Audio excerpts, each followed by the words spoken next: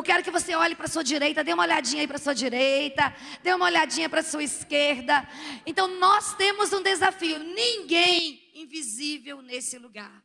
Então o pastor Glauco tem ministrado as nossas vidas e nessa noite vai continuar sendo usado pelo Senhor para falar ao nosso coração. Você pode estender as mãos aqui para o altar? Pai, nós te louvamos por conhecer esse filho amado do Senhor. Esse filho que o Senhor não poupou. O Senhor, com o seu amor e com a sua permissividade,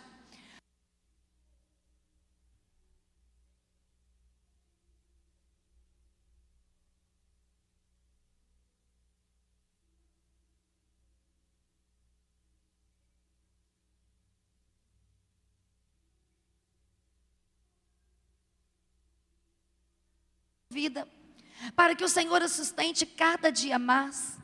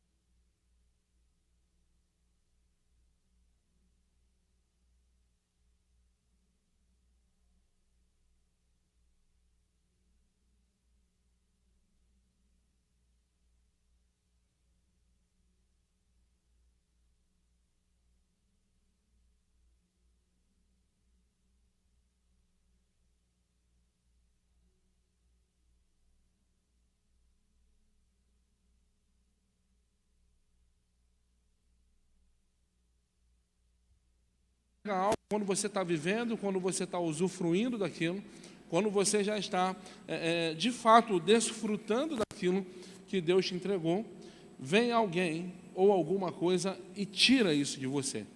Veja bem, eu não estou dizendo que Deus tirou isso de você. Vem alguém ou alguma coisa e tira isso de você. O que você faria?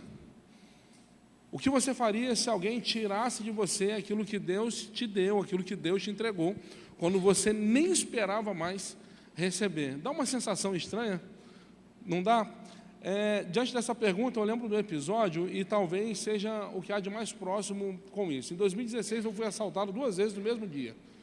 De manhã, roubaram o ônibus que eu estava indo trabalhar e não fui trabalhar, voltei para casa e de tarde fui assaltado e levaram o meu carro e os pertences. Eu até brinquei com essa situação.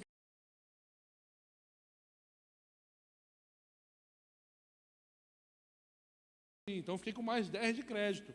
E eu estou ficando preocupado, porque daqui a 2 anos vem esses 10 anos de novo. Mas aquela sensação do vazio, e para vocês entenderem o que eu quero provocar em vocês aqui, depois que, quando me assaltaram, que levaram o meu carro, quando eles viraram a esquina com o meu carro, veio algo na minha lembrança. Naquele dia eu tinha pago a última prestação do carro. Sabe aquele vazio que a gente sente quando a gente perde algo que para nós tem muito valor? Hoje eu quero conversar com você a respeito de alguém que perdeu algo. Algo que, quando recebeu, não esperava mais receber. E certamente essa, no meu ponto de vista, é uma das histórias mais incríveis da Bíblia. Durante a semana, na quinta-feira, se eu não me engano, ou na sexta-feira de manhã, antes de sair e vir para cá, eu estava conversando com a minha esposa e ainda disse para ela, eu falei, Angélica, para mim, essa mulher é uma das mulheres mais incríveis da Bíblia. O exemplo que essa mulher nos dá, o exemplo do testemunho de vida, o testemunho de fé dessa mulher é inspirador. Então preste atenção no texto que a gente vai ler, porque ele é um texto rico em detalhes. E eu tenho uma convicção no meu coração. Hoje, você não sai daqui do mesmo jeito que você entrou. Eu tenho essa certeza no meu coração que aquilo que Deus vai falar comigo e com você nessa noite vai sacudir as suas estruturas, vai balançar você por dentro e certamente você não sai daqui, você não chega em casa hoje do jeito que você saiu hoje. Em nome de Jesus, preste atenção nesse texto. 2 Reis, capítulo 4, versículo 8. Certo dia, passou Eliseu por Sunem, onde se achava uma mulher rica, repete comigo, rica, a qual o constrangeu a comer pão. Daí, todas as vezes que passava por lá, entrava para comer. Ela disse ao seu marido, vejo que este, que passa sempre por nós, é um santo homem de Deus. Façamos-lhes, pois, em cima um pequeno quarto, obra de pedreiro, repete comigo, obra de pedreiro, e ponhamos nele uma cama, uma mesa, uma cadeira e um candeeiro. Quando ele vier à nossa casa, retirar-se-á para ali. Amém, queridos? Somente até aqui, se você quiser deixar a Bíblia aberta, eu vou citar alguns versículos adiante, mas inicialmente eu quero conversar com vocês a partir disso que nós lemos aqui. E esse texto, ele é um texto que se resolve nos detalhes, ele é um texto, embora curto, que demonstra para nós alguns detalhes que certamente são importantes para a gente entender o que acontece aqui. E a Bíblia vai falar para nós de uma mulher que certamente uma mulher que tem um DNA raro. O texto começa dizendo que havia em Sunem uma mulher rica, mas ela não é só uma mulher rica. O adjetivo de ser rica está explícito, mas existem algumas características implícitas que o texto não fala, mas que certamente as atitudes dessa mulher revelam. Isso me faz pensar que a gente está diante de alguém que tem um DNA raro, porque além de ser uma mulher rica, essa mulher também é uma boa anfitriã, uma anfitriã exemplar. Pastor, por que você está dizendo isso? Olha o que o texto está dizendo. Eliseu está indo para Sunem, e o texto diz que todas as vezes que Eliseu passava por ali, Eliseu visitava aquela casa. Meu amigo, se Eliseu voltou naquela casa, certamente a mulher é gente boa, certamente o marido é gente boa, e muito provavelmente a comida é boa, porque pastor, quando volta no lugar mais de uma vez, é porque gostou do rango. Eu vou até virar para cá para a pastora Rosângela não achar que eu estou dando indireta para ela. Eu conheço um monte de pastor que só faz visita ao meio-dia. Você conhece alguém assim?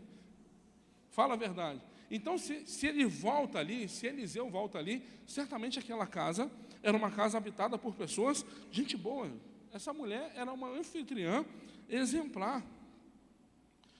E não só uma anfitriã exemplar, essa mulher é uma mulher generosa também. Olha o que o texto está dizendo. Essa mulher, Eliseu vai a Sunem, ele passa por ali, e todas as vezes que ele vai ali, ele para ali, ele come com eles, ele senta à mesa com eles. E essa mulher decide, então, no seu coração, fazer algo para facilitar a vida do homem de Deus.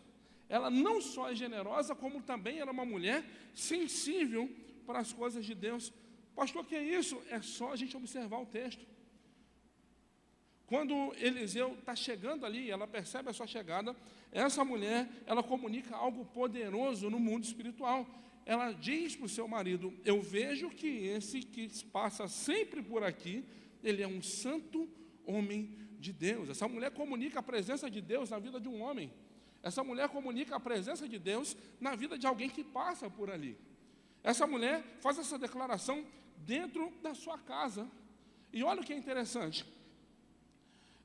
Eliseu está cumprindo a sua jornada, Eliseu está cumprindo o seu chamado, ele está vivendo a sua vida. Eliseu não está pedindo nada para ninguém, mas de repente Deus toca o coração de uma mulher para abençoar a sua vida. Deixa eu falar algo para você. Deus sempre encontra uma maneira de usar alguém para tornar a nossa jornada mais fácil. Deus sempre encontra uma maneira de usar alguém para tornar a nossa vida mais leve. No lugar que você está vivendo, na estação que você está vivendo, eu não sei qual a fase da sua vida que você está vivendo, mas no lugar, na estação, na jornada que você está caminhando, Deus sempre levanta alguém, Deus sempre usa alguém para nos abençoar. Eliseu está feliz cumprindo a sua jornada, Eliseu não está reclamando, a gente não vê Eliseu pedindo nada para Deus, a Bíblia não relata isso.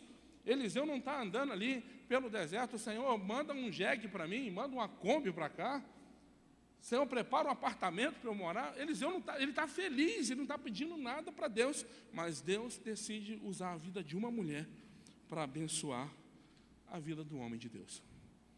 Olha o que essa mulher diz: eu sei que esse homem é um santo homem de Deus. Preste atenção, queridos, não é sobre Eliseu que ela está falando. Isso não é sobre pessoas, é sobre o que pessoas carregam. Não é sobre Eliseu estar na sua casa, mas é sobre quem Eliseu representa quando ele está na sua casa. Ela comunica a presença de Deus na vida do homem de Deus. Não é sobre pessoas, é sobre quem elas representam.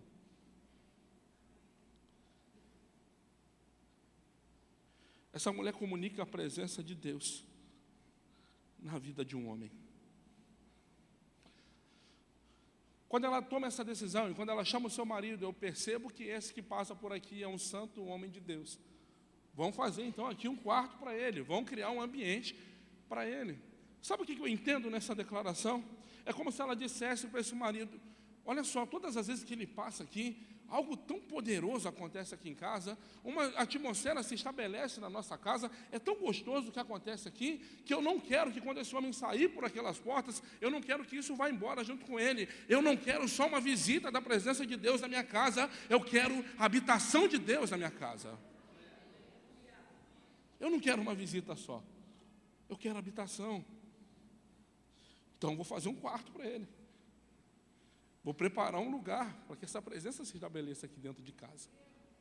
E é interessante a gente observar isso, que essa mulher me ensina algo muito poderoso. E algo que a sociedade também nos ensina hoje. A gente está recente aí, algo que acontece sempre no Rio de Janeiro, e esse último ano não foi nada tão estrondoso, mas eu lembro que o festival que acontece no Rio, o Festival do Rock in Rio, na edição anterior, o país saindo de uma pandemia, e aconteceu algo que chamou a atenção, algo que foi para a mídia. Eu lembro que quando eu tive acesso a essa informação, eu fiquei chocado com o que estava acontecendo. Rock in Rio 2021, o ingresso mais barato custava R$545. E houve um fenômeno. Nunca houve uma venda de ingressos tão rápida. Num tempo recorde, estalar o dedo e acabar os ingressos. E aquilo chamou a atenção, porque eu fiquei tentando buscar algumas razões. O que explica o país saindo de uma pandemia, onde mais de 700 mil empresas fecharam a porta, onde milhares de pessoas perderam a vida, milhares de pessoas perderam entes queridos, o dinheiro já tinha sumido da mão do povo, o ingresso mais barato do Rock in Rio custava R$545, e ainda assim, a venda foi estrondosamente rápida. E eu entendi algo ali, e algo que está alinhado com o coração dessa mulher. A gente só investe naquilo que a gente valoriza. Você só investe naquilo que você valoriza. Essa mulher me ensina isso, e a sociedade me ensina isso. Você só investe naquilo que valoriza. A gente só investe naquilo que a gente valoriza. E sabe o que é interessante? Aquilo que você valoriza, o mundo espiritual ele materializa. Ele traz à existência. E é interessante a gente perceber isso. É interessante a gente perceber e aprender que a gente só investe naquilo que a gente valoriza. E é interessante porque quando a gente entende isso, a gente entende também por que muitas pessoas não conseguem viver uma vida abundante com Deus. Porque Deus, muitas vezes, nunca foi uma realidade valiosa. Se der para orar, eu oro. Se não der, eu não oro. Se der para ler a Bíblia, eu leio. Se não der, eu não leio. Se der para eu jejuar, eu jejuo. Se não der, eu não jejuo. Se der para vir no culto, eu vou. Se não der, eu não vou. Deus nunca foi uma realidade valiosa. E por isso, muita gente não consegue viver uma vida abundante com Deus. E eu não estou falando de Deus satisfazer as suas vontades, os seus caprichos, não. Eu estou falando de ser alguém cheio de Deus, alguém que por onde passa a presença de Deus se estabelece, alguém que onde entra a paz de Deus, a paz que excede todo entendimento, se estabelece naquele lugar. Sabe aquele tipo de pessoa que quando vem conversar com a gente, ele transmite uma paz tão sobrenatural? Você está num contexto caótico muitas vezes, num ambiente de conflito, mas aquela pessoa chega e parece que tudo se resolve.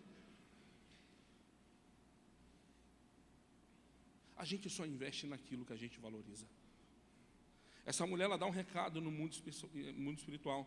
Eu vejo que esse homem é um santo homem de Deus.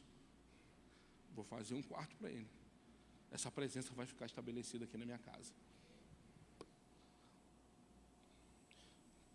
E veja bem, querido, não é sobre construir um lugar geográfico. Não é sobre levantar uma parede na sua casa, criar um cômodo para Deus, não é sobre isso. Não é sobre lugares geográficos, é sobre valorizar relacionamento. Não é sobre o que há de material na sua casa, mas é sobre a presença de Deus se estabelecendo na sua casa, em tudo que você faz. Eu não quero uma visita só, eu quero a habitação de Deus neste lugar. Eu não quero que quando esse homem saia daqui, que essa presença vá com ele. Eu quero essa presença aqui, estabelecida aqui.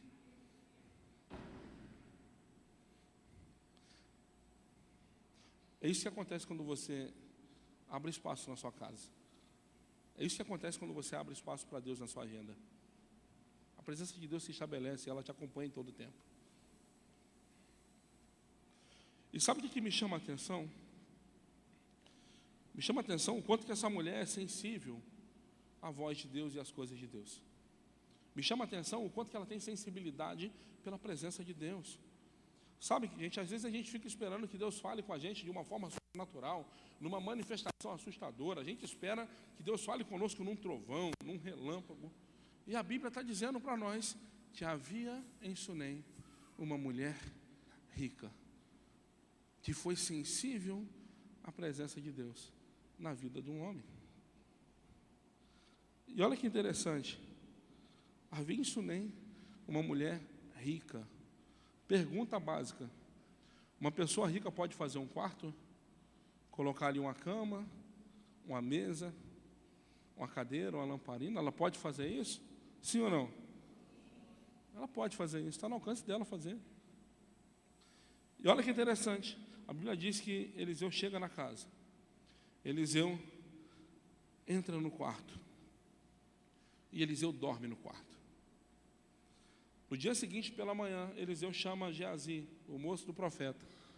E ele diz: Geazi, essa mulher tem sido tão generosa com a gente. Eu fico imaginando o diálogo. Essa mulher é muito gente boa com a gente. Pense num povo legal. Não bastava preparar a comida para a gente quando a gente passa aqui, agora preparou um lugar para a gente repousar também. Faz o seguinte, Geazi, vai lá e pergunta para essa mulher o que a minha influência pode fazer por ela.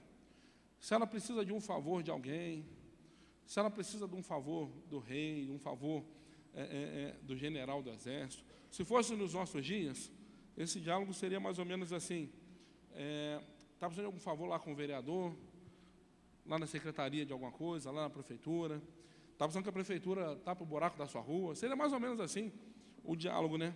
E Geazi vai falar com a mulher. O texto diz que ele chega para ela e diz: vem cá, você está precisando de alguma coisa? E essa mulher revela algo poderoso aqui. Ela diz para Geazi: Geazi, não preciso de nada. Não fiz porque eu preciso, fiz porque eu posso fazer. Um quarto, uma cama, uma mesa, a cadeira, a lamparina. Sou rica, eu posso fazer. tenho marido, tenho casa, isso eu posso fazer, não preciso de nada, não fiz porque eu preciso. E Geazi volta e fala com Eliseu: Eliseu, olha só, falei com ela, mas ela falou que não precisa de nada. Falou que não precisa de nada. E aí Eliseu diz para ele: Geazi, o que ela não tem? Ele responde: não tem filho. Geazi vai lá e chama essa mulher, que agora não é mais com você, agora eu quero falar com ela. A Bíblia diz que Geazi chama a sulamita. E quando ela vem, quando ela põe a cabeça ali em reverência ao homem de Deus, na porta do quarto, lá de dentro, ele aponta um dedo de meio metro para a cara dela. Dentro de 12 meses você vai ter nos seus braços aquilo que você não tinha. Eu dou 12 meses para Deus fazer na sua vida, para você viver aquilo que você não tinha vivido ainda. Eliseu libera essa palavra para essa mulher. Eliseu libera essa palavra para aquela mulher quando ela não esperava mais por isso. E sabe o que eu aprendo aqui, queridos? Deus deu para aquela mulher aquilo que ela não tinha, quando ela fez para Deus, com aquilo que tinha, o que poderia fazer. Eu vou repetir essa frase. Deus deu para ela aquilo que ela não tinha, quando ela fez para Deus, com aquilo que ela tinha, o que poderia fazer. Eu não posso ter um filho, mas eu posso fazer um quartinho. Eu não posso ter um filho, mas eu posso fazer um quartinho. Em nome de Jesus, querido, olha para cá. Em nome de Jesus, Deus vai fazer coisas inéditas na sua vida. Quando você entender que você deve fazer para Ele coisas que está no seu alcance fazer. Deus faz coisas inéditas. Deus faz coisas inéditas. E aí, talvez você pense no seu coração: ah, pastor, mas eu tenho 40 anos de evangelho, mas tem coisas que você não viveu ainda não. Ah, eu sou nascido e criado na igreja, mas tem coisa inédita ainda. Deus faz coisas inéditas. Deus faz coisas inéditas.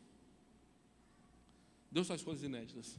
E como que Deus faz isso? Através de coisas simples que a gente sabe que a gente pode fazer para Ele. Sabe o que é interessante, gente? Às vezes, a gente está tão preocupado em fazer muita coisa, pastora, que no final a gente acaba não fazendo nada. Às vezes a gente quer fazer coisas tão grandes, às vezes a gente gera aquela expectativa no meu coração: não, a mulher guarda isso aí, porque quando a gente chegar no altar da igreja e entregar, a pastora Rosângela vai entender que a gente não está de brincadeira. Quando a gente entregar isso aqui que a gente está preparando, isso vai estrondar no mundo espiritual. A gente olha para a Bíblia, vem uma velhinha, uma viúva, com algumas moedinhas na mão, está todo mundo fazendo graça, mostrando o que está entregando, e vai ela quietinha. É pouco, mas é tudo que eu tenho.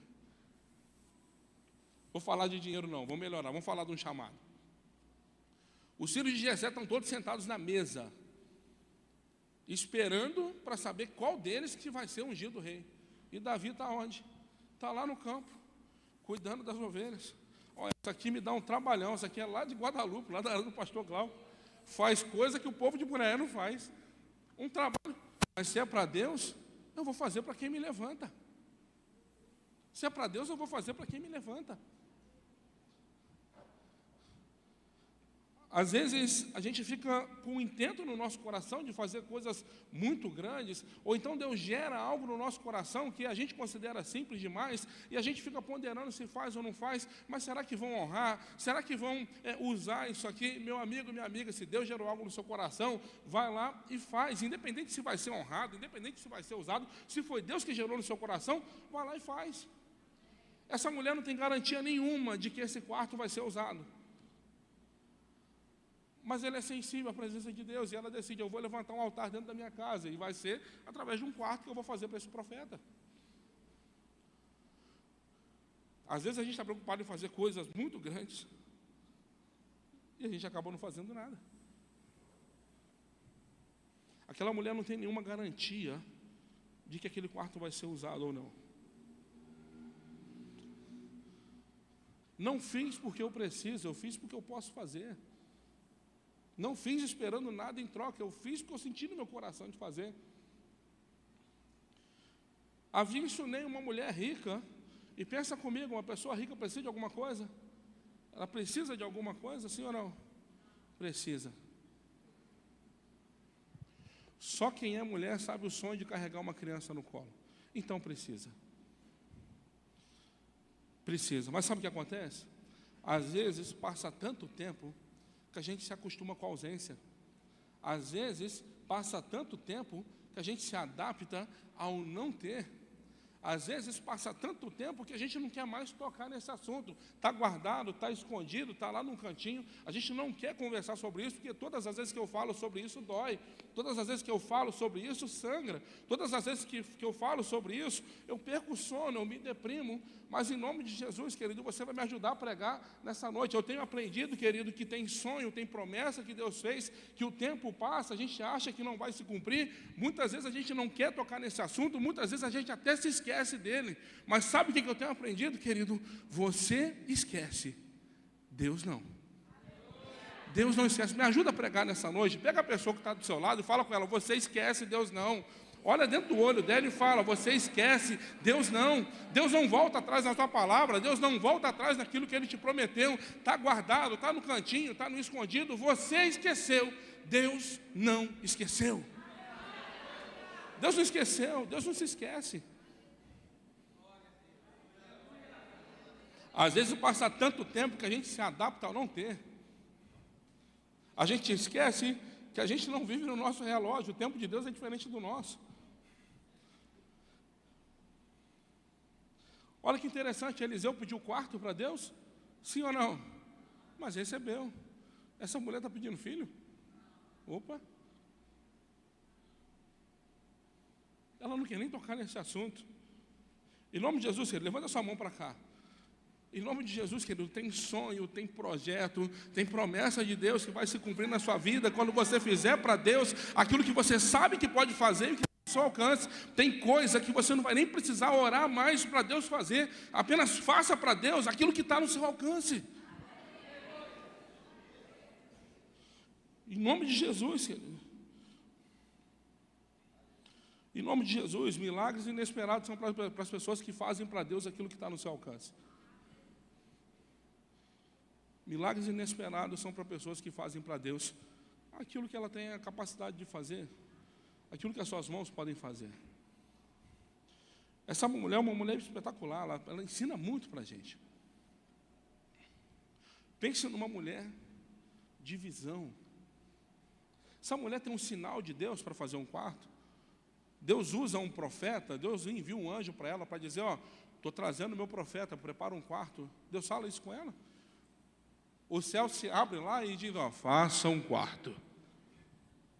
Tem isso na Bíblia? Essa mulher não tem um sinal de Deus, mas ela tem uma visão de Deus. Quem tem visão não se move por sinal. Quem tem visão não se move por sinal. Pastor, o que é uma visão de Deus? Quem tem uma visão tem uma ideia. Aquela mulher viu o que os outros não viram. Aquela mulher viu o que seu marido não viu. Ela não fica esperando que algo sobrenatural aconteça. Que Deus envie um anjo para falar com ela: levanta as paredes aí que o meu profeta está chegando. Não tem isso. Mas ela percebe a presença de Deus. Ela é uma mulher visionária. A gente olha para o ministério de Jesus, e Jesus, um dos seus discípulos, era alguém de muita visão. A Bíblia diz que certa vez os discípulos saíram no barco e uma tempestade começa a acontecer. Jesus tinha ficado na praia. E de repente, no meio da tempestade, eles veem uma luz andando sobre as águas. E os discípulos ficaram atemorizados. Estava de noite, estava chovendo, eles tentando reconhecer. Os discípulos atemorizados, até que alguém tem uma visão, alguém tem uma ideia. Pedro tem uma ideia no barco. E o que Pedro diz? Ó, eu não consigo reconhecer, mas a voz dele eu conheço. Eu não consigo olhar e ver quem está vindo ali, mas se ele disser alguma coisa, pode ser que eu reconheça. E o que ele diz? Jesus, se és tu, me manda ir ter contigo. E a Bíblia diz que Jesus diz, então vem, ele reconhece a voz, e ele reconhece, é Jesus que está ali, ele tem uma visão naquele momento. E o que Pedro faz ao ouvir a voz de Jesus? A Bíblia diz que ele sai do barco e ele começa a andar sobre as águas. Meu irmão e minha irmã, quem tem visão não se move por sinal, quem tem visão anda no sobrenatural, quem tem visão caminha em lugares que outras pessoas não caminham. Deus não te chamou para se mover por sinal, Deus quer te levantar como um homem ou uma mulher visionários. Alguém que anda em visão. Quem tem visão não se move por sinal. Sabe essa bobeira que a gente tem muitas vezes? Senhor, me dá um sinal, se eu devo fazer isso ou não.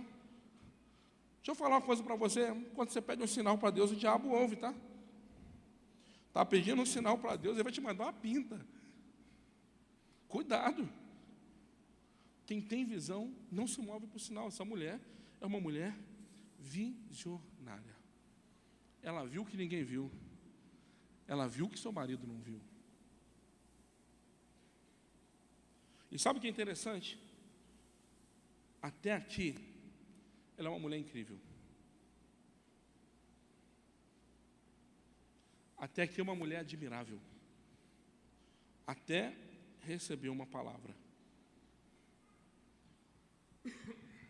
A Bíblia vai dizer lá no versículo 16, versículos 15 e 16, que ao receber aquela palavra, o homem de Deus, ele aponta o dedo para ela, ó, dentro de 12 meses você vai ter no seu braço aquilo que você não tinha. E a Bíblia diz que imediatamente essa mulher responde ao profeta. E sabe qual é a resposta dela? Senhor, faz isso não. Não iludas mais a tua serva. Não iluda a tua serva. Tem noção do que está acontecendo aqui? Uma mulher que é cheia de Deus, uma mulher que é sensível às coisas de Deus, uma mulher que é sensível à voz de Deus, uma mulher que percebe, que é visionária e percebe aquilo que o marido não percebeu. Está indo tudo muito bem até Deus tocar na ferida dela. Até ouvir aquilo que não gostava mais de ouvir. Até ouvir aquilo que muitas vezes trazia dor, trazia amargura. Aquela mulher tinha tudo. Aquela mulher tinha uma casa grande. Ela tinha marido. Ela tinha dinheiro. Ela tinha tudo. Pastor, ela tinha uma casa grande? Sim, tinha uma casa grande. O texto que nós lemos, ele revela algo interessante. Façamos lá em cima um quarto, obra de pedreiro. Está escrito lá. Tem uma versão da Bíblia que vai dizer um quarto de tijolos. Meu irmão e minha irmã, até o tijolo já tinha. Até o tijolo estava guardado. E o texto não diz, a Bíblia não diz, mas eu me atentei para esse detalhe. E eu fiquei questionando, quem sabe aquele quarto era o quarto do menino que nunca veio. Quem sabe aquele quarto era o quarto que seria preparado para a menina que nunca chegou, para a menina que nunca nasceu. Quem sabe aquele quarto não era um quarto sonhado, esperado, mas não aconteceu. E aqui eu aprendo algo com Deus, na vida dessa mulher. A gente precisa parar de ressentir por aquilo que a gente ainda não tem e começar a oferecer para Deus aquilo que a gente já recebeu. A gente precisa parar de ressentir por aquilo que Deus não nos entregou ainda e ofertar para Deus aquilo que nós já temos. Eu não posso ter um filho, mas eu posso fazer um quartinho. O seu milagre nasce, o seu filho nasce. 1 ano depois ela está com o filho no colo. E é interessante a forma como o profeta fala com ela, porque ele não diz, ó, daqui a 12 meses, Deus vai cumprir uma palavra na sua vida. Ele não fala em futuro, ele fala em presente com ela. Ele diz, ó, dentro de 12 meses, você vai ter nos seus braços aquilo que você não tinha. Se não tinha, agora já tem. Na hora da palavra já tem. Já liberou a palavra e ela já se cumpriu. Já está aí, é só você tomar posse. É como se ele dissesse isso para ela. O seu filho nasce, o seu milagre começa a crescer diante dos seus olhos. A Bíblia diz que o menino vai para o campo com o pai. E estando lá no campo, ele é acometido por uma forte dor de cabeça. E ele começa a gritar e a chorar, pai, minha cabeça, minha cabeça. está doendo a minha cabeça. E o pai chama um dos servos e pega, ó, pega esse menino e leva para a mãe. Isso é problema dela com o profeta e com Deus. Deixa eu abrir um parênteses aqui.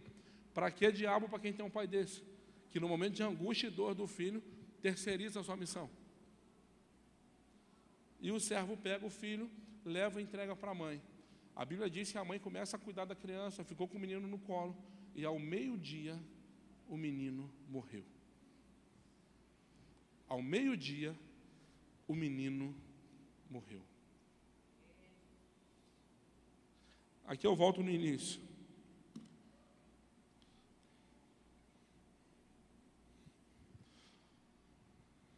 O que você faria se alguém tirasse de você aquilo que Deus te deu, quando você nem esperava mais receber?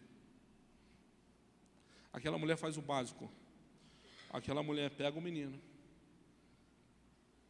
Ela pega o menino e leva para o quarto. E coloca o menino lá. Aonde? No quarto que ela fez para o profeta. Na cama que ela fez para o profeta. Deixa o menino ali. Sai, fecha a porta e vai falar com seu marido. Ela faz o básico. Faz o que qualquer uma das irmãs que estão aqui fariam. Vou chamar o meu marido. Ela faz o básico. Ela faz aquilo que estava no seu alcance. Quando ela chega para falar com o marido, sabe o que ele diz para ela? Ela chega lá, olha, eu preciso ir lá no Monte Carmelo, eu preciso ir lá falar com Eliseu. Ele, mas você vai lá hoje? Não é sábado, não é lua nova. Hoje não é dia disso não, mulher, vai lá incomodar o homem de Deus. Ele desencoraja aquela mulher, e sabe o que ela faz? Ela não espera pelo seu marido. Aquela mulher, o básico que ele deveria fazer é pegar aquela mulher e acompanhá-la. Ela não espera pelo marido. Ela, você não vai não? Deixa que eu resolva. A Bíblia diz que ela vai lá, chama um servo e diz para ele, ó, prepara a jumenta e você vai sair comigo. Ele vai para onde? Não interessa saber. Começa a andar e só para quando eu mandar. Deixa eu falar algo com você, você que é um homem aqui, tá? Em tempos de homens que se omitem, Deus pode levantar mulheres que resolvem, tá? Então não deixa para a mulher resolver o seu problema, não. Pense numa mulher que resolve. E ela faz o básico. Ela vai pedir ajuda para quem? Vai pedir ajuda para quem divide a cama com ela. Ela vai pedir ajuda para quem divide os dias com ela. Ela vai pedir ajuda para quem também foi alvo de um milagre, porque ele não tinha filho, agora tem. Ela faz o básico, mas mulher hoje não é dia disso não, vai incomodar o homem de Deus. Então tá bom, você fica aí, deixa que eu resolvo. Sabe aquela mania que a gente tem de esperar que pessoas resolvam aquilo que só Deus pode resolver por nós? Essa mulher não espera pelo marido, ela não espera por ele. É como se ela declarasse aqui, o meu marido pode me dar um servo e uma jumenta, mas só Deus pode me dar um milagre. Só Deus pode me dar um milagre. Somente Ele pode me dar um milagre.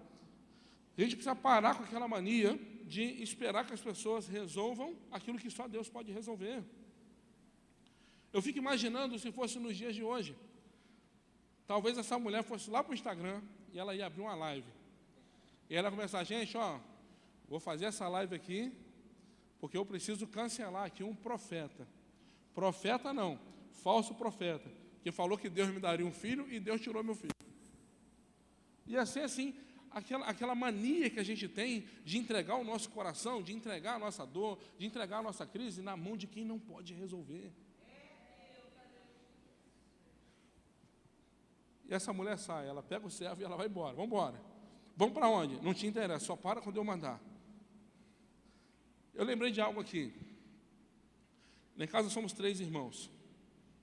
A Ludmila é mais velha, o Douglas é o do meio, eu sou o mais novo. A gente cresceu num apartamento de 2 quartos. 2 quartos, com meninos com a idade próxima e a menina um pouco mais velha. Vocês devem imaginar o que acontecia, né? Quem tem filho aqui? Filho briga ou não briga? A gente brigava também, é normal, natural, né? Só que a nossa geração vem de uma geração que eu não sei na sua casa, lá em casa era briga raiz. Eu tenho marca de caco de vidro no corpo, eu tenho marca de ponto na cabeça, que meu irmão me derrubou da cama de cima no chão, só porque eu deitei na cama dele. Eu tenho marca de plástico queimado que acendeu a sacola e jogou. É nesse nível. Eu fico vendo meus sobrinhos discutindo agora, e aí vai lá, ó, não gosto de você, te bloqueei, vou te cancelar. Meu amigo, o que é bloqueio e cancelamento para quem tem marca de caco de vidro no corpo? E eu lembro que, quando a gente brigava em casa, o meu pai não tinha o menor equilíbrio emocional para lidar com isso. Se dependesse dele, ele quebrava a gente e a casa. Então, minha mãe não deixava meu pai se meter. E a minha mãe carregou a vida toda um jargão, e até hoje isso é falado entre a gente, que quando o mundo estava acabando dentro de casa, com a gente brigando, a minha mãe chegava e ela falava desse jeito aqui, ó, quem começou? Ela só falava isso, quem começou? E aí já batia o desespero, porque agora vai dar ruim. Não, foi ele. Não quero saber, quem começou, termina. Pede desculpa ao seu irmão. Ela falava desse jeito. Pensa no que eu estou pregando aqui. Quem começou, termina. Eu me lembro do apóstolo Paulo, em Filipenses capítulo 1, versículo 6, quando ele diz, aquele que começou a boa obra, há de completá-la até os dias de Cristo Jesus. Quem começou, termina. Fala isso para quem está do seu lado. Quem começou, termina. Quem começou, termina. Se foi Deus que te deu a palavra, Ele vai cumprir a palavra. Se foi Deus que te prometeu, Ele vai cumprir. Quem começou, termina. E essa mulher, ela pega o seu caminho, ela vai embora. Ela vai em direção ao Monte Carmelo. Quando ela está chegando no Monte Carmelo, o texto diz que Eliseu está na janela. E ele olha assim, e ele chama Geazi, vem cá. Olha quem está vindo ali. Olha lá a sunamita. Faz o seguinte, Eliseu. Vai ao encontro dela. E você vai fazer 3 perguntas. Está tudo bem com você? Está tudo bem com o seu marido? Está tudo bem com o seu filho? E Geazi vai. Quando Geazi chega perto dela, e ele pergunta, está tudo bem com você? Está tudo bem com o seu marido? Está tudo bem com o seu filho? Sabe o que ela responde? Sim, está tudo bem. Eu chego aqui, eu entro em crise. Por quê? Eu já ouvi muitas pessoas pregando esse texto, e quando elas chegam aqui, o que eles dizem, pastora Rosângela? Nossa, olha que mulher de fé, deixou um filho morto dentro de casa, a criança está morta, mas ela confia tanto em Deus que ela está dizendo que está tudo bem. E a pergunta que eu faço, está tudo bem? Está tudo bem para quem deixou um filho morto dentro de casa? Não tem nada bem. Se a gente olhar friamente, essa mulher talvez pudesse até dizer que ela estava mentindo. Mas depois eu entendi algo. A resposta dela, ela não está dando uma resposta para Eliseu. Ela está dando uma resposta para Geazi. Com você, Geazi, está tudo bem. Agora, ó, fala com a minha mão aqui. Cadê o profeta? O meu problema é com ele. Foi ele que foi dentro da minha casa me prometer filho. Foi ele que... Eu não queria tocar nesse assunto. Ele que entrou no quarto que eu preparei para vocês descansarem e falou que Deus faria. Eu não estava pedindo filho para Deus. Eu não esperava receber um filho. E agora eu recebo o filho e perco. Com você, Geazi, está tudo bem. Agora eu quero falar com Eliseu.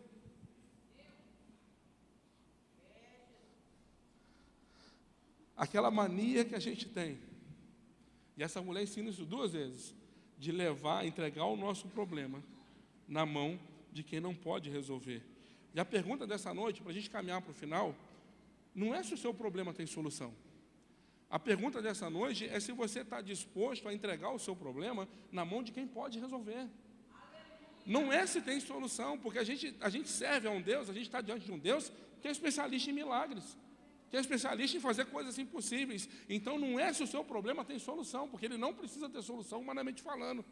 Agora a pergunta é se você está disposto, se você tem coragem de apresentar o seu problema e entregar a sua crise, a sua dor, na mão de quem pode resolver.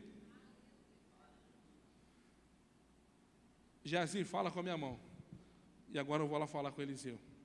E quando ela chega com Eliseu, Eliseu, preciso que você vá lá em casa, meu filho está morto. Ele, não, vamos fazer o seguinte, toma aqui o meu bordão, o meu servo vai com você e vai repousar o meu bordão sobre o seu filho e ele vai voltar a viver. E ela, ó, eu não saio daqui enquanto você não sair comigo. Pense numa mulher corajosa, pensa numa mulher que resolve. Geazi vai na frente, não acontece nada. A Bíblia diz que Eliseu chega na casa dela. Eliseu sobe para o quarto, entra no quarto e fecha a porta. E aqui algumas coisas a gente precisa aprender. O texto vai dizer que Geazi começa a orar, Eliseu, começa a orar e a andar dentro daquele quarto.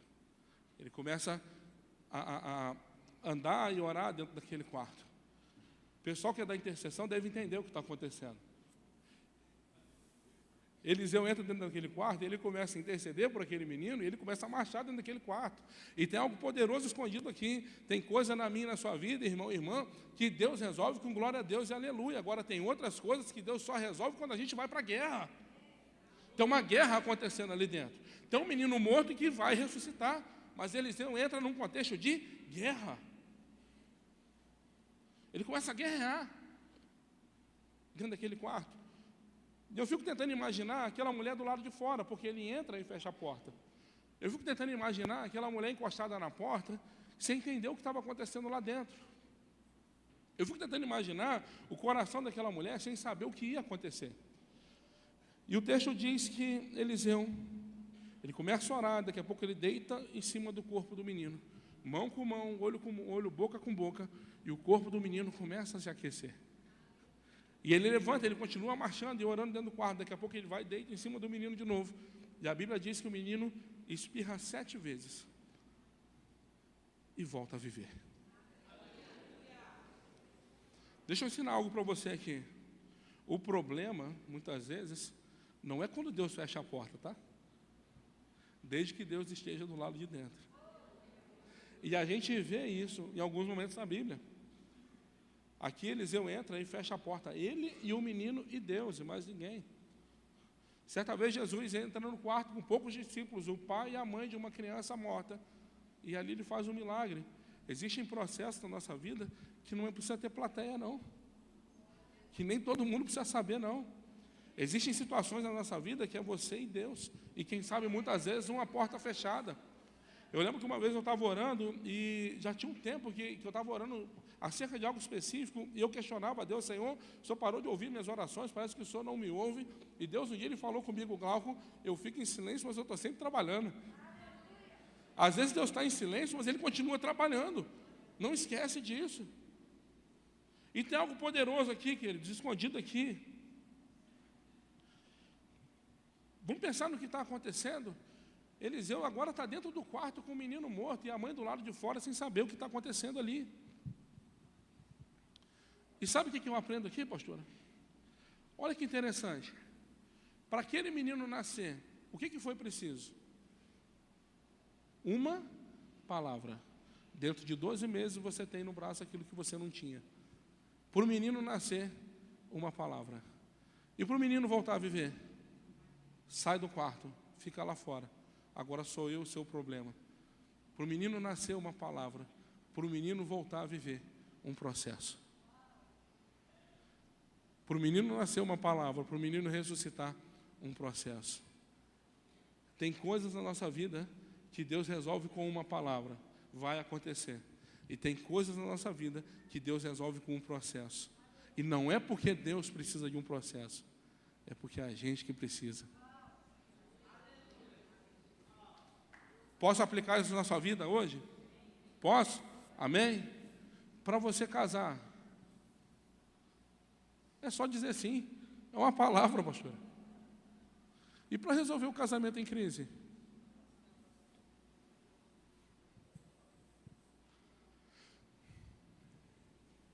Por um menino desviar, às vezes é só uma palavra dita na hora errada, uma palavra boa dita na hora errada, e para trazer de volta.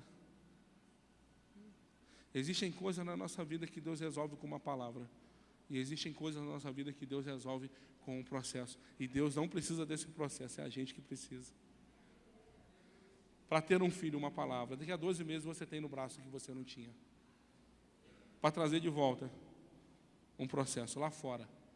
Lá do lado de fora, espera lá. Agora sou eu o seu problema. Sou eu e a sua crise. Eu vou encerrar. Eu vou encerrar no início. Havia em Sunem uma mulher rica, que percebeu a presença de Deus na vida de um homem, percebeu a unção que um homem carregava e decidiu que aquela unção se estabeleceria dentro da casa dela. Então ela constrói um quarto para a presença de Deus na casa dela. Nesse quarto ela recebe uma palavra de uma promessa que ela não esperava mais receber, e essa promessa que ela recebe dentro daquele quarto se cumpre. Nesse quarto ela vive a maior crise da sua vida, e nesse quarto ela vê Deus solucionar a maior crise da sua vida. Sabe o que eu aprendo aqui?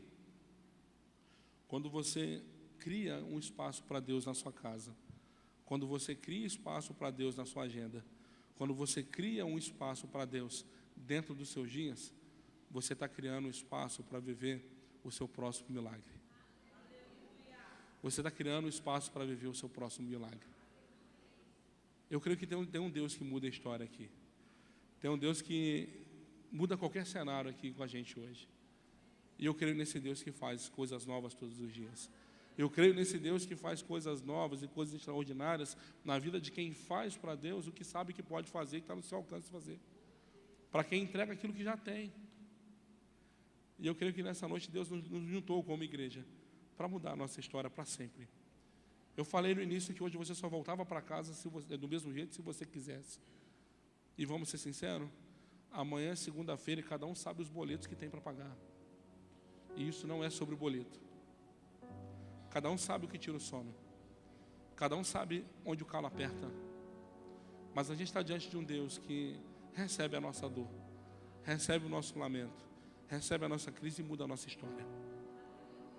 Então, em nome de Jesus, querido, fique em pé. O ministério de louvor vai vir para o altar. A gente vai entoar uma canção, mas eu quero orar com você nessa noite. Eu vou contextualizar algo com vocês aqui, porque a maioria das pessoas não estavam aqui nem ontem.